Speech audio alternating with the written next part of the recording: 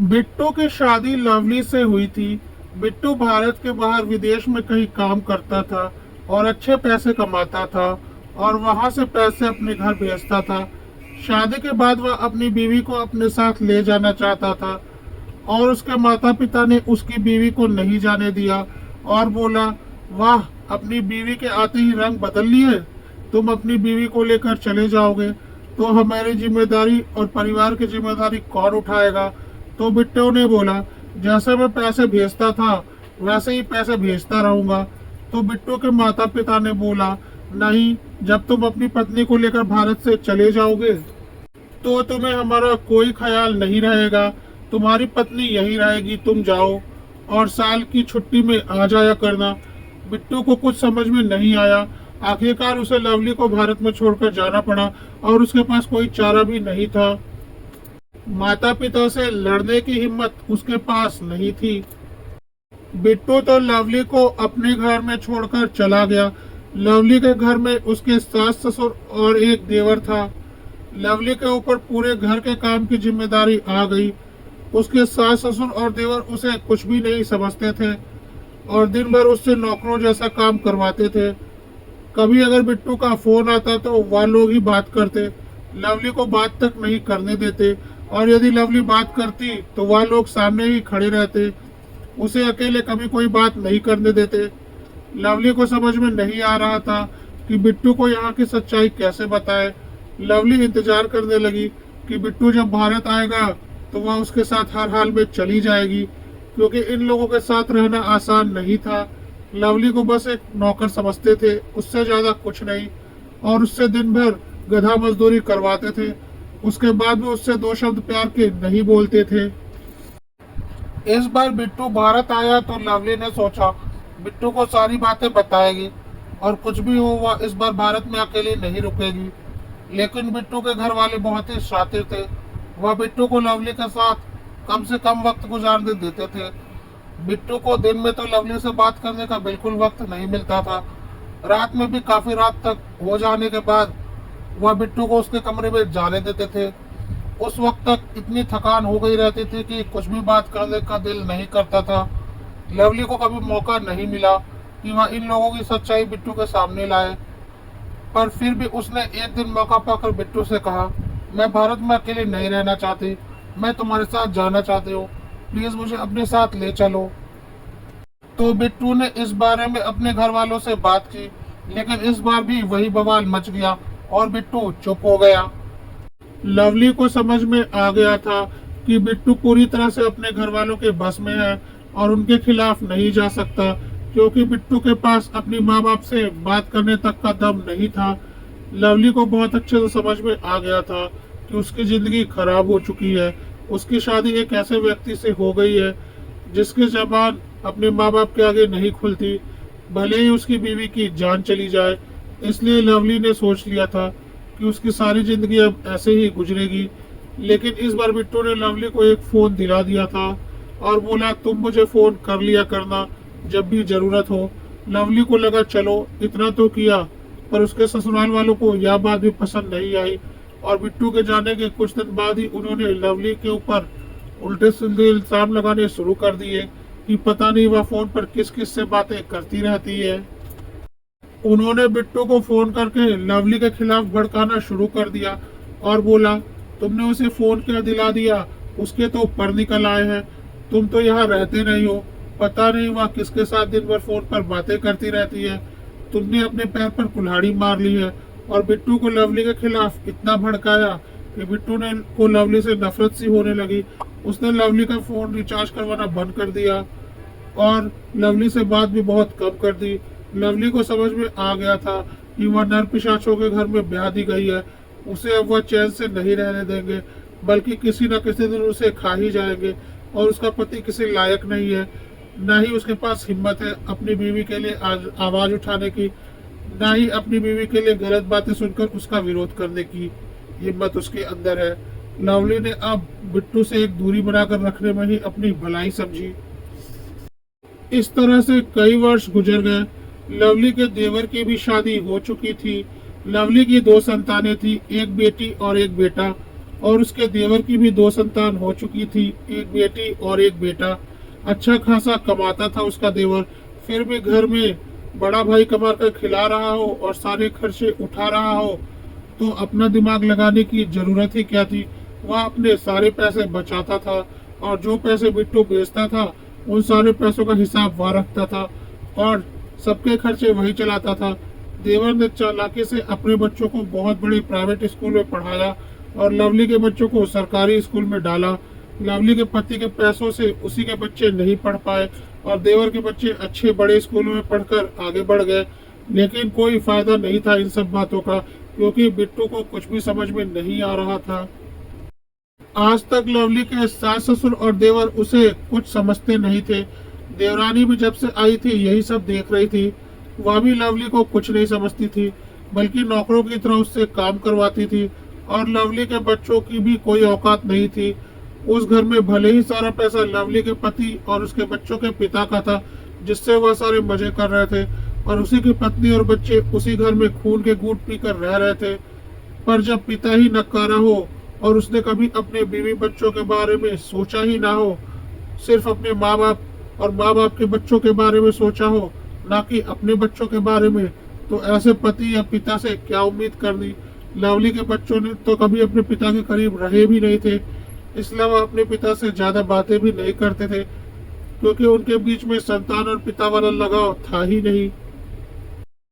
Lovely और उसके बच्चों की जिंदगी अपने पति के नकारेपन की वजह से पूरी तरह से खराब हो चुकी थी। घर में लवली का नौकरों वाला हाल था, उसके बच्चों की पढ़ाई भी सही ढंग से नहीं हुई। देवर के बच्चे पढ़ लिख कर बहुत आगे बढ़ चुके थे और अच्छी नौकरी कर रहे थे, वह भी लवली के पति के पैसों की बदौलत। लवली और उसके बच्चे अपने ही घर में नौकरों की जिंदगी जी रहे थे, वह भी अपने पिता की बदौलत। लवली के सास ससुर को भी देवर के बच्चों से ही ज्यादा लगाव था। उनका बड़ा बेटा तो बस उनके लिए पैसे कमाने वाली मशीन था, जिसके बीवी बच्चे उनके लिए कोई मायने नहीं रखते थे। इसी तरह लवली की शादी को लगभग 22 वर्ष गुजर चुके थे और लवली की बेटी 20 वर्ष की हो गई थी। अब उसके शादी उसके चाचा ने कहीं पर तय कर दी। शादी तय करने तक की जिम्मेदारी पिता ने नहीं निभाई और बेटी की जिंदगी का इतना बड़ा फैसला अपने भाई को करने दिया। इस बार लवली का पति पूरे 6 महीने की छुट्टी लेकर भारत आया था, क्योंकि उसकी प्यारी बेटी की शादी जो थी, इस बार वह अपना पूरा वक्त अपने बीवी बच्चों को देना चाहता था, क्योंकि उसने अपनी जिंदगी के कीमती साल पैसा कमाने में गंवा दिए थे। जब वह अपने घर आया तो उसकी बीवी और बेटी रसोई में काम कर रहे थे और उसका बेटा गाय को चारा खिला रहा था। देवर और उसकी बीवी बच्चे अपने अपने कमरों में टीवी देख रहे थे और उसके माता पिता भी अपने कमरे में आराम कर रहे थे। बिट्टू को बड़ा ही अजीब लगा था कि उसकी बीवी बच्चे तो काम में लगे हुए हैं और बाकी सब आराम कर रहे हैं। वह किसी से कुछ नहीं बोला और चुपचाप अपने कमरे में चला गया। दरवाजे क्योंकि लवली ने ही खोला था, तो किसी को बिट्टू के आने की भनक नहीं हुई, क्योंकि सर्दी का दिन था, सब रजाइयों में घुसे हुए थे। बिट्टू को घर का माहौल बड़ा ही अजीब सा लगा। बिट्टू ने लवली को कमरे में बुलाया और अपने बच्चों को भी। लवली ने बोला, अभी मुझे बहुत काम है, मैं नहीं आ सकती। बिट्टू ने बोला, चुपचाप कमरे में आओ और दोनों बच्चों को भी लेकर आओ, और हाँ, किसी को बताने की जरूरत नहीं कि मैं आया हुआ हूँ, बस तुम लोग आओ। जब लवली और बच्चे कमरे में पहुंचे तो बिट्टू ने बोला, इस घर का माहौल तो कहीं से भी ऐसा नहीं लग रहा कि यहाँ कोई संयुक्त परिवार है। तुम तीनों काम कर रहे हो, बाकी सब आराम कर रहे हैं। तो लवली ने बोला, अच्छा, शादी के 22 सालों बाद आज आपको यह चीज दिख रही है, या तो शादी के दिन से ही हो रहा है कि आपने इस घर को काम करके अपने रुपए दिए और आपके बीवी बच्चे इस घर में एक एक रुपए के लिए तरसते हुए नौकरों की जिंदगी बिता रहे हैं, लेकिन आपकी आंखों में तो अपने माँ बाप और भाई की पट्टी पड़ी हुई थी। बीवी बच्चे तो आपकी जिंदगी में थे ही कहाँ, तो यह आपको आज कैसे दिखा। आज बिट्टू को लवली की आंखों में आक्रोश दिख रहा था और बिट्टू कहीं ना कहीं से यह समझ रहा था कि अपने चुप रहने की आदत की वजह से उसने अपने बीवी बच्चों की जिंदगी खराब कर दी। बिट्टू ने कहा, किसी को मत बताना कि मैं आया हूँ, जरा मैं देखता हूँ कि यहाँ पर सब तुम्हारे साथ कैसा व्यवहार करते हैं। तो लवली ने ताना मारा, अच्छा, अभी भी अपनी बीवी बच्चों की बातों पर यकीन नहीं है ना? लग रहा होगा कि हम झूठ बोल रहे हैं, क्योंकि तुम्हारे लिए तो तुम्हारे माँ बाप और भाई ही अपने हैं। चलो कोई बात नहीं, आज तुम भी अपनी आंखों से देख लो। भले ही शादी को 22 साल हो गए, कम से कम सच्चाई का सामना तो करो। और अपनी नक्कारी तो देखो कि कैसे तुमने अपने बीवी बच्चों की जिंदगी तबाह की है। इतने पैसे कमाए पर आज तक एक पैसे भी तुम्हारे बीवी बच्चों के काम नहीं आए, कहकर लवली रूम से चली गई। थोड़ी देर बाद लवली ने सबको खाने के लिए आवाज लगाई। सब खाना खाने के लिए आंगन में एकत्र हो गए। लवली ने सबका खाना लगा दिया पर अपने बच्चों को कमरे में ही खाना दिया। तो लवली का बेटा जो कि अभी छोटा ही था बोला, मम्मी बाहर अच्छी हवा चल रही है, मैं भी आज बाहर आंगन में खाना खाऊंगा। तो देवरानी के बच्चे चिल्लाने लगे, अगर यह आंगन में बैठकर खाना खाएगा तो हम इसके साथ नहीं खाएंगे, हमें यह बिल्कुल पसंद नहीं है। गाय को चारा खिलाने वाला जाहिल लड़का हम जैसे पढ़े लिखे लोगों के बीच बैठेगा तो हमारी इज्जत कम होगी। यह सुनकर बिट्टू के तन बदन में आग लग गई। उसने आगे देखा कि उसके भाई ने अपने बच्चों की बातों पर उन्हें मना करने के बजाय उसी के बेटे को डांटा, चुपचाप रूम में जाकर खाना खा, ज्यादा दिमाग मत खा। खाने खाते वक्त देवर ने बोला, क्या भाभी इतने दिनों से खाना भी ढंग से बनाना नहीं आया? लवली ने खिड़की से बिट्टू की तरफ देखा। बिट्टू ने इशारे में लवली को जवाब देने के लिए बोला तो लवली ने बोला, देवर जी अपनी बीवी से ही खाना बनवा लो ना, जरूरी है कि भाभी ही खाना बनाए। तो देवर ने खाने की थाली उठाकर फेंक दी और बोला, भाभी तुम्हारी हिम्मत कैसे हुई? मेरी बीवी क्या इस घर की नौकर है जो वह खाना बनाएगी? वह इस घर की मालकिन है और वह बैठकर खाएगी। जो नौकर है वह सारे काम करेगी और कर रही है। तो फिर लवली ने बोला, अच्छा तो यह सब तो मेरे पति के पैसों का है, तो मालकिन तो मैं हुई ना। तो देवर जोर जोर से हंसने लगा और बोला, अच्छा मजाक किया है। जिसके पति ने कभी उसे पत्नी का दर्जा तक ढंग से नहीं दिया, उसे अकेला यहाँ अपने परिवार वालों के भरोसे छोड़ गया, वह खुद को मालकिन समझ रही है? मालकिन वह होती है जिसका पति उसे मालकिन बनाता है। तुम्हारे पति ने तुम्हें नौकरानी बनाया है और कुछ नहीं। इसके बाद देवरानी ने लवली से बोला, ज्यादा बकवास मत करो, मेरे पति ने खाने की थाली फेंक दी है तुम्हारी बकवास सुनकर। जाओ अब दूसरा खाना लाकर दो और ज्यादा मालकिन बनने की कोशिश मत करो। लवली ने बोला, अच्छा अब और खाना नहीं बचा है, बस मेरे खाने के लिए बचा है। तो लवली की सास ने बोला, पागल हो क्या, मेरा बेटा खाना नहीं खाएगा? चुपचाप जो खाना अपने लिए रखा है वह लाकर मेरे बेटे को दो, तुम पानी पीकर सो जाना। तुम खाओ या ना खाओ उससे कोई फर्क नहीं पड़ता, पर मेरे बेटे का पेट भरना चाहिए। लवली ने खिड़की से बिट्टू की तरफ देखा। आज बिट्टू को अपनी गलती का एहसास हो रहा था। बिट्टू ने फिर इशारे में माँ को जवाब देने के लिए बोला। तो लवली ने बोला, माँ आपको शर्म नहीं आती? यह सारा कुछ तो मेरे पति के पैसों का है और आप मुझे ही खाने से मना कर रही हैं। तो लवली की सास ने बोला, अपनी जबान पर काबू रख, आज कुछ ज्यादा ही चल रही है। हमें पता है तेरा पति कितना तेरा अपना है, अभी एक बार फोन लगाकर तेरे खिलाफ भड़काऊंगी ना तो तुझे 4 गालियां देगा, इसलिए चुपचाप अपना काम कर। और तब तक देवर हंसते हुए बोला, आज बड़ा अपने पति का साइड लिया जा रहा है, उस पति का जो अपनी पत्नी को घर वालों के भरोसे छोड़कर आराम से विदेश में रह रहा है। जब उसने अपनी पत्नी की फिक्र नहीं की तो हम उसकी पत्नी की फिक्र क्यों करें? अब बिट्टू कोई बर्दाश्त के बाहर हो रहा था, वह रूम से बाहर निकल आया। एकाएक बिट्टू को सामने देखकर बिट्टू के माँ बाप और भाई घबरा गए। फिर बिट्टू ने बोला, मैं तो बहुत पहले ही आ गया था, पर मैं आज तुम लोगों की असलियत देखना चाहता था, इसलिए रूम में छुप कर बैठा था। आज मुझे पता चल गया कि मेरी पत्नी और बच्चों के साथ इस घर में कैसा व्यवहार होता है। तो बिट्टू के भाई ने हंसते हुए बोला, तो इसमें हमारी क्या गलती? या आपकी बेवकूफ़ी है कि आप अपनी पत्नी को अपने घर वालों के भरोसे छोड़कर गए थे? पत्नी की जिम्मेदारी पति की होती है, ना कि उसके माँ बाप और भाई की। बिट्टू को आज अपनी गलती का एहसास हो रहा था। वह अपनी माँ से बोला, माँ तुमने ही मुझे लवली को अपने साथ नहीं ले जाने दिया था ना, यही करने के लिए मैं वहाँ से कमा कर पैसे भेजूं और यहाँ मेरे बीवी बच्चे एक एक पैसे के लिए तरसे और घर में नौकरों वाली जिंदगी जिए। तुमने लवली की जिम्मेदारी ली थी ना, यह जिम्मेदारी निभाई है तुमने। और जब मैं लवली को लेकर जाना चाह रहा था तुमने हर बार बखेड़ा खड़ा कर दिया। इस पर माँ ने बोला, यह तेरी जिम्मेदारी थी कि तू अपनी बीवी को लेकर जाता, ना कि मेरी। मैंने तो अपनी बात रखी थी, तू इतनी भी हिम्मत नहीं कर पाया तो यह तेरी बेवकूफ़ी है। और मैं कोई पागल नहीं हूँ कि बहू के रहते अपने हाथ जलाऊं।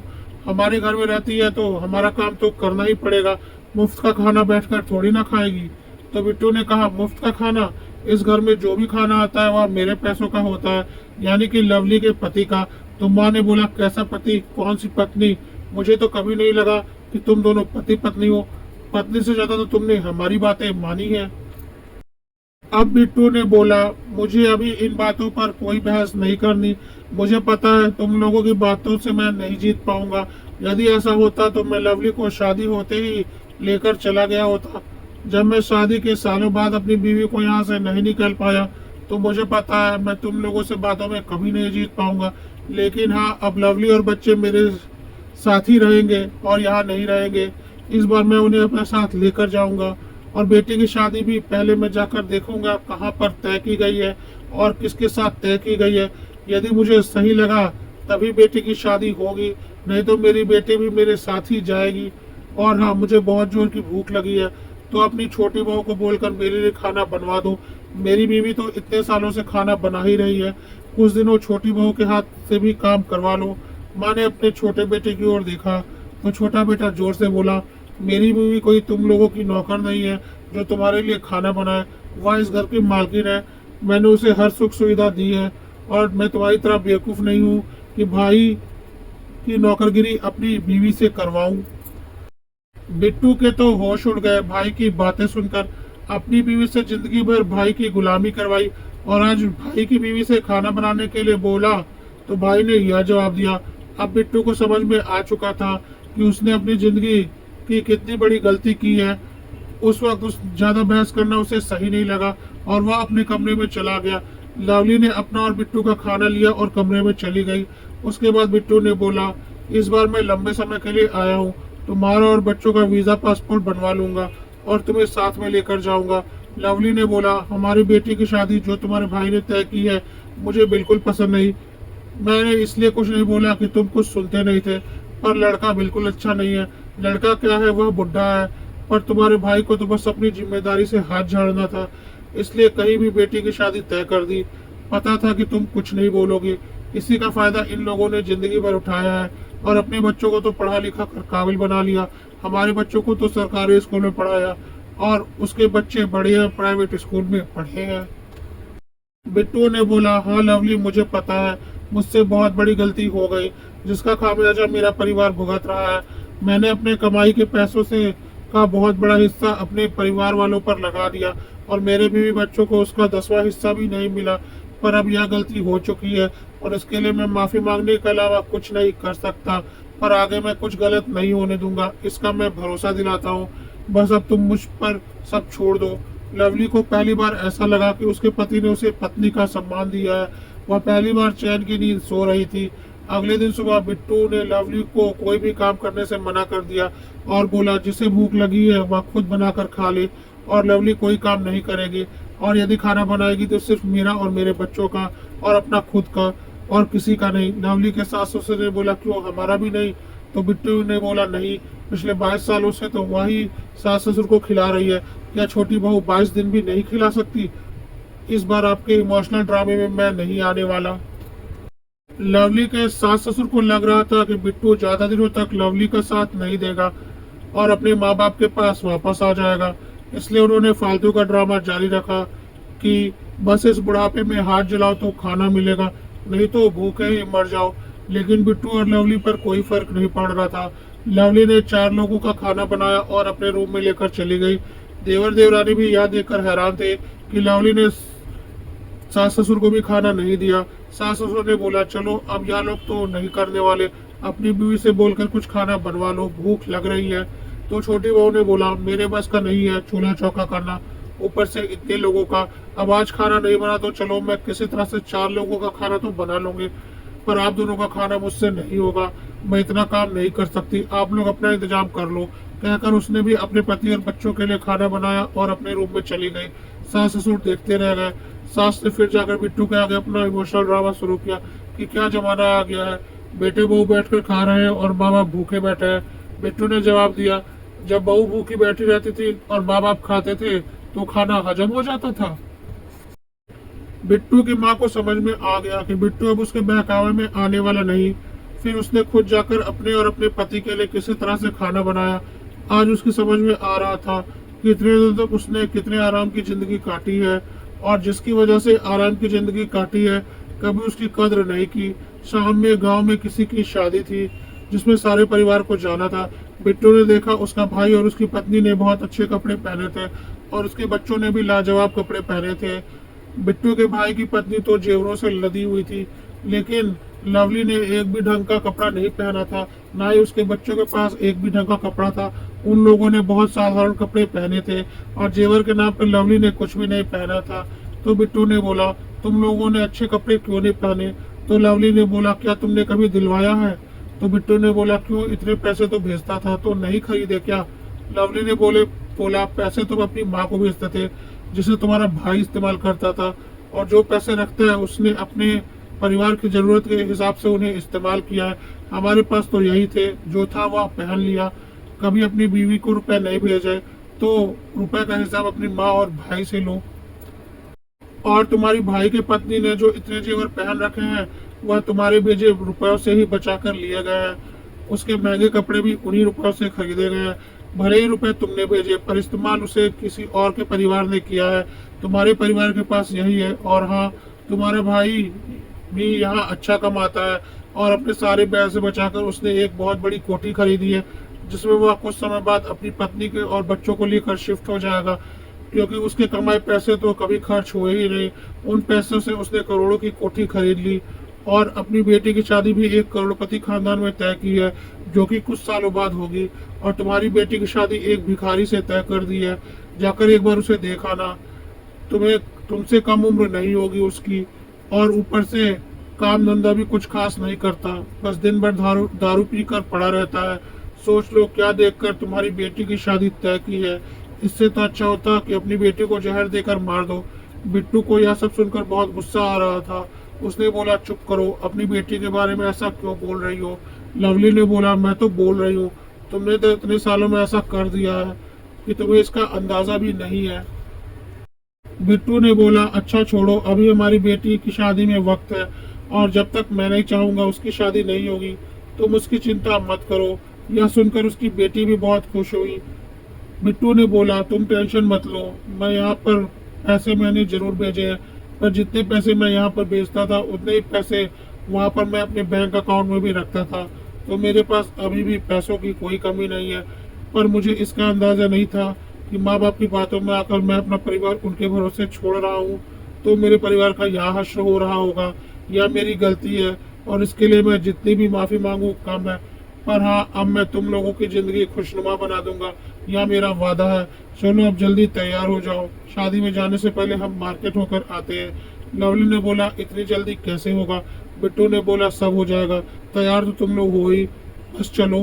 बिट्टू ने टैक्सी बुक की और अपने परिवार को लेकर निकल गया। सब लोग देखते रह गए। एक डेढ़ घंटे के बाद बिट्टू और उसका परिवार वापस आए। बिट्टू बोला, चलो अब जल्दी से सब तैयार हो जाओ। आधे घंटे में लवली और उसके बच्चे बाहर निकले। बच्चों ने इतने महंगे कपड़े पहन रखे थे कि देवर और देवरानी देखते रह गए। उसके बाद उनकी नज़र लवली पर गई। लवली ने अपनी देवरानी की साड़ी से 10 गुना महंगी साड़ी पहन रखी थी, ऊपर से नीचे तक जेवरों से लदी हुई थी, जिसे देखकर उसकी देवरानी जल भुन गई। देवर देवरानी को समझ में आ चुका था कि बिट्टू के पास अभी भी बहुत पैसे हैं, लेकिन अब उन लोगों की दाल नहीं गलने वाली। लवली के सास ससुर ने फिर से ताना मारा, वाह, बीवी बच्चों के लिए इतने महंगे कपड़े और गहने और माँ बाप के लिए कुछ भी नहीं लेकर आए। तो बिट्टू बोला, माँ बाप को तो अपने जीवन भर की कमाई दे दी, साथ ही अपना परिवार भी दे दिया। जिस परिवार का माँ बाप ने यह हश्र कर दिया कि ना कि मेरे बच्चे पढ़ सके, ना ही मेरी बीवी ने एक दिन चैन की सांस ली, और ना ही मेरी बीवी बच्चे को अपने पति और पिता के साथ रहने का सुख मिला। अब इससे अधिक तो कोई माँ बाप को और कुछ नहीं दिया जा सकता सिवाय अपनी जान के। बिट्टू के माँ बाप को समझ में आ गया था कि अब बिट्टू इमोशनल ब्लैकमेल नहीं होगा, इसलिए वह चुप हो गए। अगले दिन बिट्टू बोला, मेरे बेटी की शादी किससे तय की है? मैं जाकर मिलना चाहता हूँ। तो लवली का देवर उसे वहां लेकर चला गया। लड़के को देखते ही बिट्टू भड़क गया और बोला, क्या सोचकर मेरी बेटी की शादी इस शराबी से तय की? यह शादी कभी नहीं होगी, कहकर बिट्टू ने शादी तोड़ दी। बिट्टू जब घर आया तो बिट्टू के माँ बाप और भाई ने बिट्टू को बहुत ज्यादा बरगलाने की कोशिश की कि यदि इस तरह से बेटी की शादी तोड़ दोगे तो तुम्हारी बेटी से कौन शादी करेगा। लेकिन बिट्टू ने बोला, समाज के डर से मैं मेरी बेटी की जिंदगी बर्बाद नहीं करूंगा। अपनी गलती से मैंने अपनी बीवी की जिंदगी तो बर्बाद कर दी है, लेकिन अब मैं अपनी बेटी की जिंदगी बर्बाद नहीं होने दूंगा। तुम लोग चिंता मत करो, मेरी बेटी है, मैं देख लूंगा। बिट्टू के भाई और माँ बाप समझ चुके थे कि अब बिट्टू को बरगलाया नहीं जा सकता। बिट्टू की बेटी आज बहुत खुश थी कि चलो सही समय पर पिता ने उसके लिए कदम तो बढ़ाया। बिट्टू अपने बीवी बच्चों का पासपोर्ट बनने के लिए एजेंट को पैसे दे चुका था। 6 महीने के अंदर उसके बीवी बच्चों का पासपोर्ट और वीजा बनकर आ चुका था। बिट्टू उन्हें अपने साथ लेकर जाने को तैयार था। बिट्टू के भाई ने एक बार फिर कोशिश की कि तुम्हारे बच्चे तो ज़्यादा पढ़े लिखे भी नहीं है। तो बिट्टू ने बोला, हाँ, तुम्हारी मेहरबानी से और मेरी गलती से कि मैंने अपने भाई पर भरोसा किया। तो बिट्टू ने बोला, इन्हें विदेश ले जाकर क्या करोगे, या तो कोई नौकरी भी नहीं कर पाएंगे। तो बिट्टू ने बोला, तुम इसकी चिंता मत करो, मैं जिस कंपनी में काम करता हूँ वहाँ पर नौकरी से पहले 6 महीने की ट्रेनिंग दी जाती है। मैं इतने सालों से काम कर रहा हूँ तो मैं अपने बॉस से बात कर लूँगा। वहाँ मेरे बच्चों को काम की ट्रेनिंग देकर नौकरी पर जरूर रख लेंगे, क्योंकि मेरे बच्चे सही ढंग से पढ़ नहीं पाए, लेकिन इनमें काबिलियत की कोई कमी नहीं है, यह मैंने देख लिया। बस तुम्हारी मेहरबानी से यह सही से पढ़ नहीं पाए तो मैं वहाँ पर नौकरी के साथ साथ इनकी पढ़ाई भी पूरी करवा लूँगा, उसकी चिंता तुम मत करो। तुम्हें जितना एहसान मेरे परिवार पर करना था तुमने कर दिया, यह मेरी गलती थी, इसमें तुम्हारी कोई गलती नहीं। अब बिट्टू के माँ बाप ने अपना आखिरी दाव खेला और बोला, हाँ, अब बूढ़े माँ बाप को कौन पूछेगा, अपने अपने बीवी बच्चों को लेकर अपना अपना परिवार लेकर चलो, माँ बाप जिए या मरे इससे क्या फ़र्क पड़ता है। तो बिट्टू ने बोला, अब तुम्हें जो भी बोलना है बोलो, मैं अपने बीवी बच्चों को यहाँ छोड़कर नहीं जाने वाला, इन्हें तो अपने साथ लेकर ही जाऊंगा। जिससे गुहार लगानी है लगा लो, तुम्हारे ऊपर भरोसा करके मैं देख चुका हूँ, अब और नहीं। माँ, जो करना है कर लो, तुमने मेरी जिंदगी के 22 साल बर्बाद कर दिए, अब और जिंदगी जितनी बर्बाद करनी है कर लो, लेकिन अब मैं अपने बीवी बच्चों को यहाँ अकेला छोड़कर बिल्कुल नहीं जाऊंगा, यह लोग मेरे साथ ही जाएंगे। तुम्हारे किसी इमोशनल ड्रामे में मैं नहीं आने वाला, बहुत भोग लिया है मैंने और मेरे परिवार ने, अब और नहीं। अगर तुम्हें लग रहा है मैं गलत कह रहा हूँ तो मुझे और मेरे परिवार को फांसी पर चढ़ा दो, लेकिन मैं किसी भी कीमत पर अपने परिवार को यहाँ तुम लोगों के भरोसे छोड़कर नहीं जाऊँगा। अपने दिल से पूछ कर देखो, क्या तुमने मेरे साथ सही किया? नहीं, तुमने बस मेरा और मेरे परिवार का इस्तेमाल किया। माँ के पास बिट्टू की बातों का कोई जवाब नहीं था। वह चुप हो गई और बोली, इसमें मेरी गलती नहीं है बेटा, तेरी गलती है। शादी तेरी हुई थी लवली से, ना कि हमारी, तो लवली की जिम्मेदारी भी तेरी थी। हर कोई अपने स्वार्थ में अंधा होता है, पर अपने फैसले खुद लेने होते हैं। तूने कैसे अपनी पत्नी को अपने माँ बाप के पास छोड़ने का फैसला लिया, वह तेरी गलती थी। बिट्टू ने बोला, हाँ, मैं मेरी गलती मान रहा हूँ। बिट्टू के माँ ने बोला, जो कदम तूने आज उठाया, अगर यही कदम तूने 22 साल पहले उठाया होता तो तेरी जिंदगी के 22 साल बर्बाद नहीं होते। लेकिन अब मुझे पता है कि अब तुझे समझ में आ चुका है कि जिंदगी में बीवी बच्चे क्या मायने रखते हैं। तो अब हमारे किसी भी इमोशनल ड्रामे में तू आने वाला नहीं। तो चल, अब मैं भी कुछ नहीं बोलूंगी, तू अपने परिवार के साथ खुश रह, कहकर बिट्टू की माँ ने उसे गले से लगा लिया और बिट्टू अपने परिवार को लेकर विदेश चला गया।